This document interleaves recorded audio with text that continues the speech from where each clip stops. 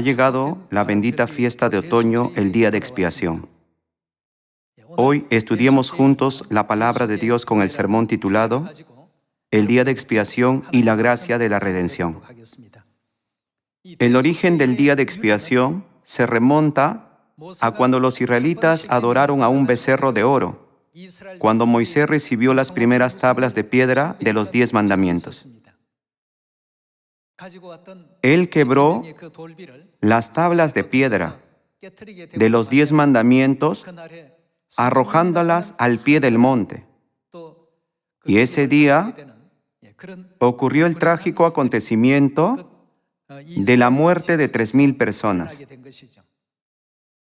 Ellos adoraron el ídolo del becerro de oro y cometieron tales actos de violar el primer mandamiento de Dios.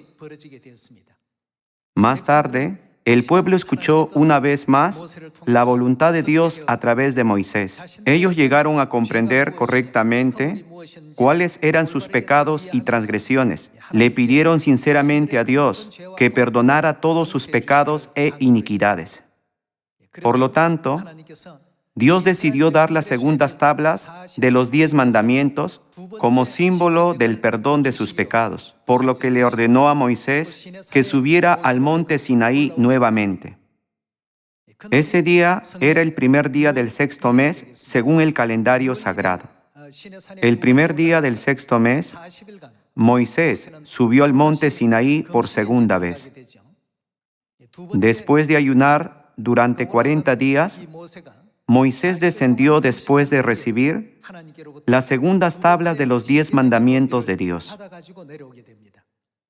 En otras palabras, el día en que Moisés descendió con los 10 mandamientos de Dios, que simbolizaban el perdón de todos los pecados y transgresiones de los israelitas, fue el 10º día del 7º mes, según el calendario sagrado. El 10º día del 7º mes fue designado como el día de expiación, un día en el que todos los pecados y transgresiones son perdonados por la gracia de Dios. El primer día del 7º mes se tocaron las trompetas para prepararnos para el día de expiación. De esta manera, Dios estableció la fiesta de las trompetas el primer día del 7º mes y el día de expiación el 10º día, para permitir que las personas vuelvan completamente sus corazones y mente a Dios, confiesen y se arrepientan de sus pecados y transgresiones. Dios no solo tenía la intención de que conociéramos las reglas de los sacrificios del Antiguo Testamento, sino que hizo posible que descubriéramos el significado espiritual oculto dentro de esas reglas. El significado de recibir los 10 mandamientos por segunda vez, el 10º día del 7º mes, simboliza recibir el perdón de Dios por todos nuestros pecados y transgresiones. Ya que hoy es el día de expiación, debemos examinar el asunto del pecado. Pasemos a Levítico para ver cómo era la ceremonia que se realizaba en el día de expiación. Por favor, abran el libro de Levítico, capítulo 16. Veamos Levítico capítulo 16, versículo 6. Veamos cómo Dios definió el significado de la redención en el Antiguo Testamento. Capítulo 16, versículo 6. Y hará traer Aarón el becerro de la expiación que es suyo, y hará la reconciliación por sí y por su casa. Después tomará los 2 machos cabríos y los presentará delante de Jehová, a la puerta del tabernáculo de reunión, y echará suertes Aarón sobre los 2 machos cabríos, una suerte por Jehová y otra suerte por Azazel, y hará traer a Aarón el macho cabrío sobre el cual cayere la suerte por Jehová, y lo ofrecerá en expiación, mas el macho cabrío sobre el cual cayere la suerte por Azazel, lo presentará vivo delante de Jehová, para hacer la reconciliación sobre él, para enviarlo a Azazel al desierto.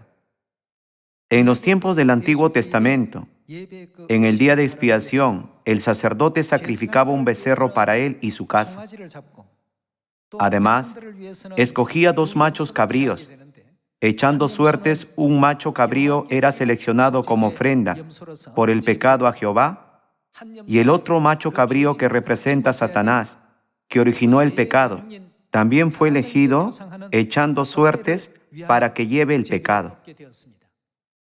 De esta manera, se echaron suertes por los 2 machos cabríos, uno como ofrenda por el pecado a Dios y el otro por Azazel.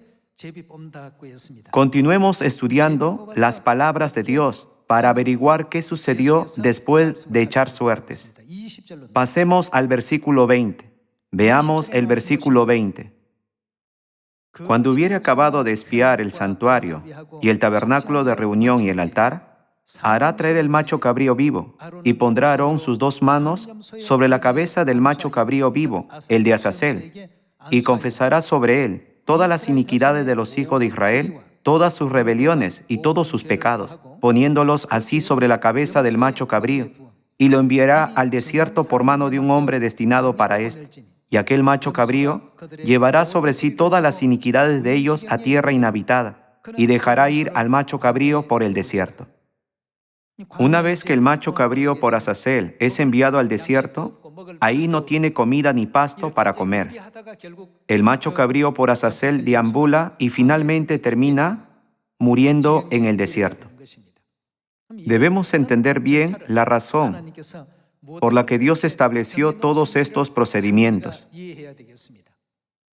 El pecado no se expía ni desaparece directamente. Cuando el pueblo pecaba, traían un cordero o un macho cabrío y confesaban su pecado al sacerdote. ¿A qué transfirieron su pecado? Lo transferían a ese animal. Existía una regla según la cual la pena por el pecado, que implicaba la muerte, se transfería a un animal.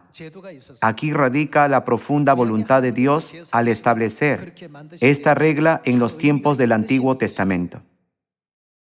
Cuando los pecados se transferían a un cordero o un macho cabrío, éste debía morir para que todos los pecados desaparecieran finalmente. Sin embargo, el pecado no desaparecía de inmediato. En cambio, el pecado que se había transferido al cordero o el macho cabrío permanecía en el santuario durante todo el año. En el día de expiación, la sangre de los animales que se había puesto sobre los cuernos del altar alrededor expiaba por completo y finalmente eliminaba todos los pecados. Aunque se lograba una expiación temporal, la expiación completa de los pecados solo se conseguía en el día de expiación. Dios estableció este sistema a través de la ley de Moisés en los tiempos del Antiguo Testamento. Por lo tanto, en el día de expiación, el sumo sacerdote debía entrar en el lugar santísimo para que los pecados desaparecieran por completo. Sin la entrada del sumo sacerdote en el lugar santísimo, los pecados no se eliminan permanentemente, sino que simplemente se transfieren al santuario y permanecen allí por un tiempo.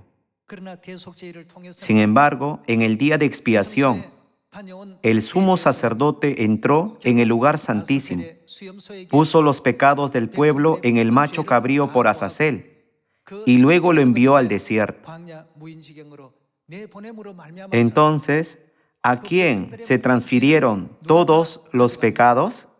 Fueron entregados por completo al macho cabrío por Azazel, que representa al diablo, quien es el creador del pecado.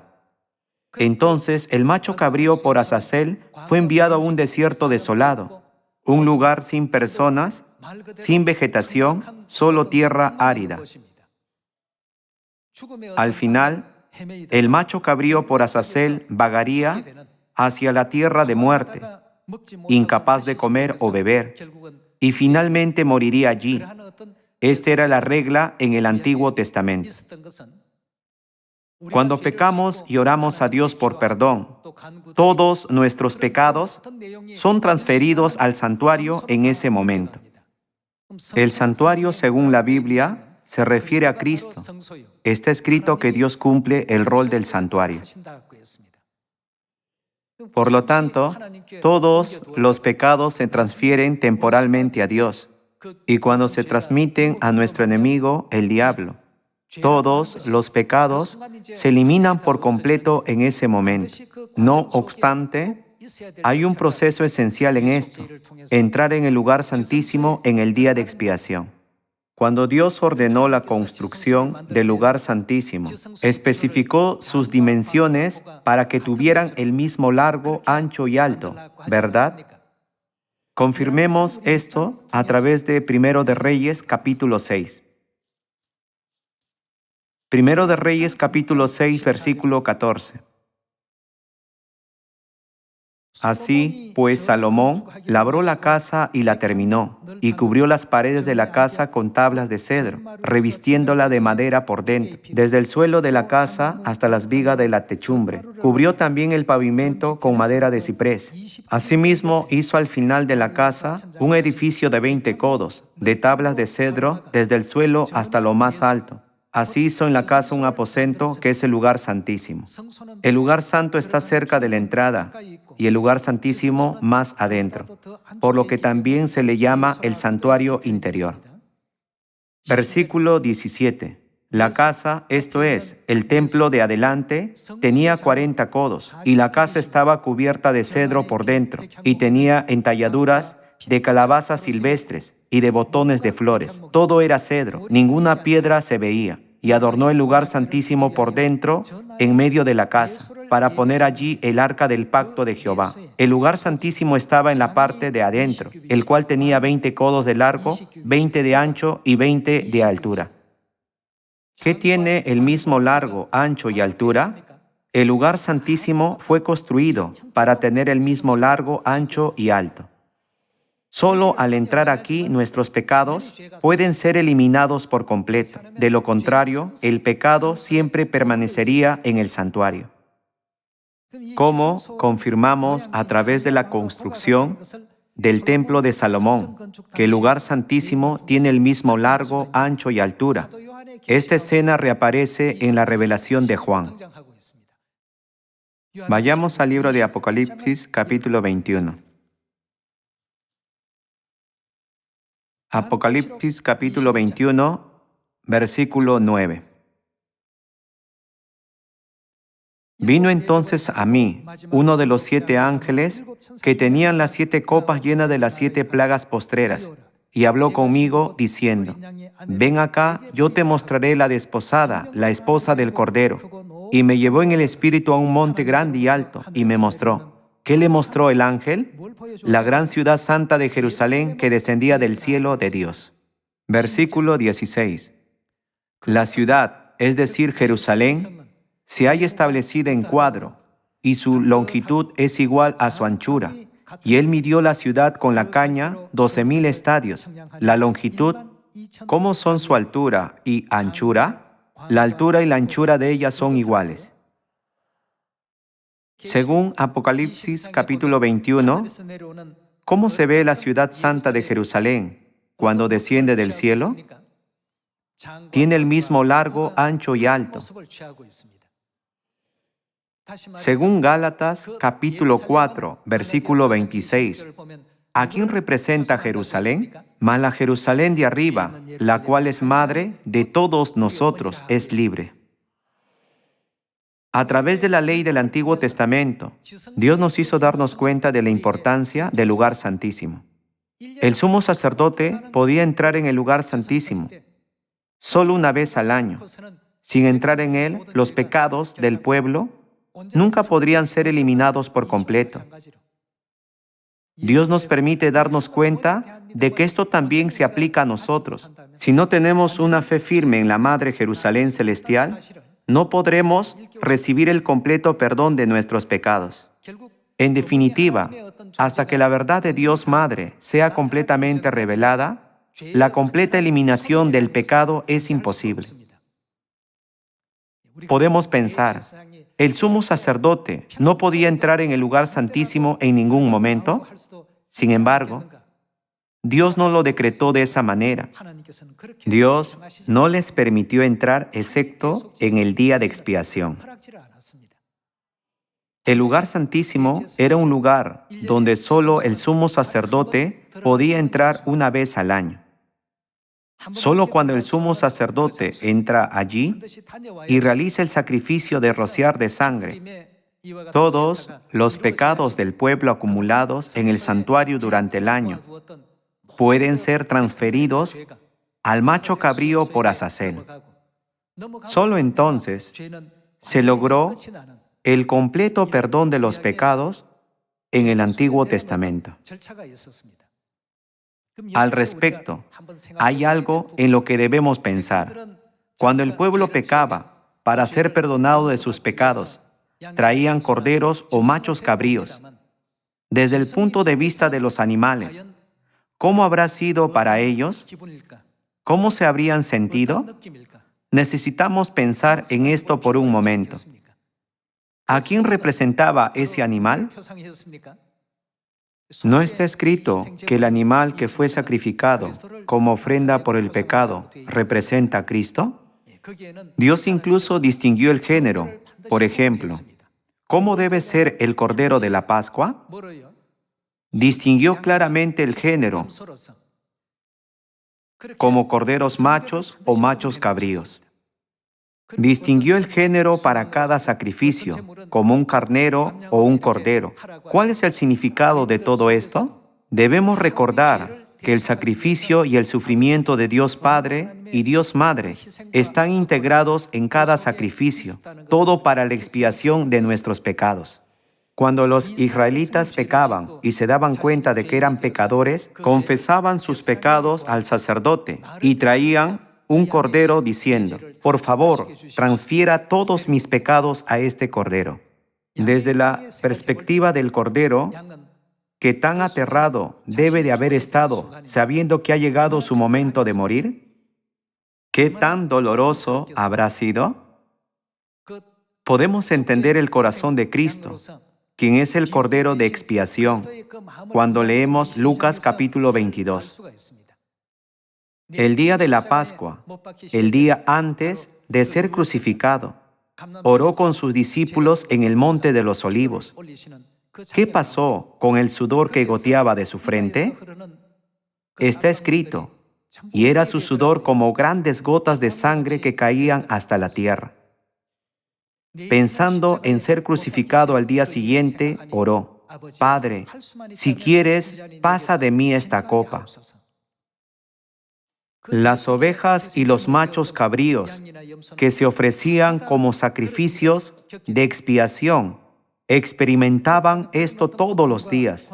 Para evitar transferir tal dolor y sufrimiento a las ovejas, la gente no debe pecar. ¿No es verdad? Si el pueblo comete pecados, esos pecados serán inevitablemente transferidos a las ovejas o machos cabríos, que representan al Padre y a la Madre. Todos nuestros pecados y transgresiones son completamente expiados a través del día de expiación. A partir de ahora, en lugar de simplemente decir, nuestros pecados han sido completamente perdonados a través de nuestras oraciones al Padre y a la Madre dentro de la verdad de la Pascua y el nuevo pacto, debemos ir más allá. En lugar de pecar continuamente y orar una y otra vez, necesitamos acercarnos con mayor atención al corazón del Padre y de la Madre, quienes se convierten en nuestra ofrenda por el pecado y en el sacrificio de expiación. ¿Qué sentirá el cordero o el macho cabrío que se sacrifica en el altar? Imaginen la hoja afilada y temible que se coloca sobre su propio cuerpo. Como un cordero llevado al matadero, realmente no sabe qué hacer. Simplemente sigue el camino que no desea recorrer. Por eso, Dios nos ha exhortado e implorado sinceramente, no se involucren más con el pecado. No pertenezcan al pecado y no se vuelvan esclavos del pecado. Si cada uno se ocupara de su propio pecado, podríamos considerar el problema menos severo. Sin embargo, debemos recordar que infligimos tal dolor al padre y a la madre todos los días. Los israelitas ofrecían sacrificios 2 veces al día, tanto por la mañana como por la tarde. Si esto se hiciera durante 365 días al año, sumaríamos al menos 720 sacrificios anuales. En cada uno de estos actos, los padres celestiales atravesaban el dolor de la muerte y soportaban el sufrimiento. Además, ellos se convertían en la ofrenda por los pecados que las personas cometían continuamente. Imaginen, si 100 personas pecaban, se sumaban 100 ofrendas más. Si 1000 personas pecaban, se sumaban 1000 ofrendas. Hermanos, debemos reflexionar profundamente sobre la palabra rescate. No se trata de que nosotros carguemos con nuestros propios pecados, sino de transferirlos a alguien más. La persona que transfiere su pecado puede no sentir mucho al respecto, ya que el impacto no es significativo para esa persona. No está pagando el precio. Sin embargo, ¿qué hay de Dios, nuestro Padre y nuestra Madre, quienes se han convertido en el rescate por nuestros pecados? Padre, si quieres, pasa de mí esta copa. Consideremos la seriedad de ese momento, cuando sus gotas de sudor se convirtieron en gotas de sangre y cayeron al suelo. No debemos tomar a la ligera la palabra rescate, simplemente porque no experimentamos un impacto directo o dolor. Además, esta historia se repitió constantemente durante 1500 años, desde la época de Moisés hasta la de Cristo. Así, se estableció el reglamento del nuevo pacto. El sistema del nuevo pacto se estableció a costa de mucho dolor, ¿verdad? En la verdad del nuevo pacto, ni siquiera una fiesta, el día de reposo o cualquiera de las leyes, decretos y ordenanzas de Dios son insignificantes. Todos fueron establecidos por el sacrificio de Dios. Por lo tanto, nunca debemos olvidar el amor, el sacrificio y la devoción ilimitados de nuestros padres celestiales, que hicieron todo lo posible por transmitirlos a sus hijos. Cada vez que guardamos las fiestas, esto nos lo recuerda. Por eso, en este día de expiación, demos gracias a Dios en todo por la inmensa gracia de la redención, teniendo la firme resolución de no volver a caer en el pecado. Debemos convertirnos en la sal y la luz del mundo, tal como Dios nos ha enseñado, y recorrer fielmente el camino que Dios nos ha trazado. Hoy, al ser perdonados nuestros pecados, debemos grabar una vez más en nuestro corazón el corazón del Padre y de la Madre, que estuvieron en la posición del rescate. Tengamos gratitud por su gracia y cumplamos fielmente la misión del Evangelio que se nos ha confiado. Algunos pueden pensar, ¿por qué deberíamos predicar en esta tierra? La predicación puede verse como guiar a otros pecadores al arrepentimiento, que es una expresión del verdadero arrepentimiento ante Dios. Por eso Dios nos mandó a predicar este Evangelio a todas las personas en Samaria y hasta lo último de la tierra. Por eso predicamos ahora. Hermanos, predicar a muchas personas, guiarlos y cuidarlos no es fácil. Entonces, ¿por qué Dios nos dio esta misión? Dios quiere que difundamos esta buena noticia a todos para que Él pueda separar a los que la aceptan de los que no. Por eso predicamos el Evangelio. Nunca debemos jactarnos de nosotros mismos, ya que pecamos en el cielo y fuimos arrojados a esta tierra. el mandamiento más fundamental de Dios para nosotros, los pecadores celestiales, es: si realmente se han arrepentido, ayuden a otros a arrepentirse también. De esto se trata la predicación.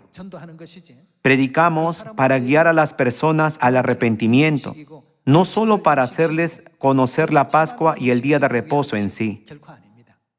La predicación no se trata solo de mostrarles a las personas el camino para reconocer a nuestro Padre Celestial y a nuestra Madre Celestial, para que comprendan correctamente que fuimos ángeles en el cielo, arrojados a este mundo, y regresen a nuestra patria perdida, el eterno reino de los cielos. A través de este día de expiación, todos los hijos deben comprender primero la inmensa gracia de la redención, reflexionando sobre la gracia de nuestro Padre y de nuestra Madre Celestiales, quienes cargaron con nuestros pecados hasta el punto de derramar su sangre en la cruz. Toda la familia de Sión debe hacer todo lo posible para llevar a cabo la misión del Evangelio. Considerando el significado dentro de la ordenanza del Antiguo Testamento, podemos darnos cuenta de que el enemigo, el diablo, será atormentado para siempre en el abismo, como está escrito en Apocalipsis, culminando con su destrucción. Este es el proceso perfecto que Dios ha revelado en el Nuevo Testamento para erradicar el pecado. Todos los sacrificios en el Antiguo Testamento eran una figura y sombra de lo que sucedería en el Nuevo Testamento. En ese proceso, el Padre y la Madre Celestiales se convirtieron en el sacrificio de expiación. Una vez más, me gustaría pedirles a todos los miembros de nuestra familia celestial que nunca olviden todos los sacrificios de nuestros Padres Celestiales. Con esto, me gustaría finalizar el sermón de hoy. Muchas gracias.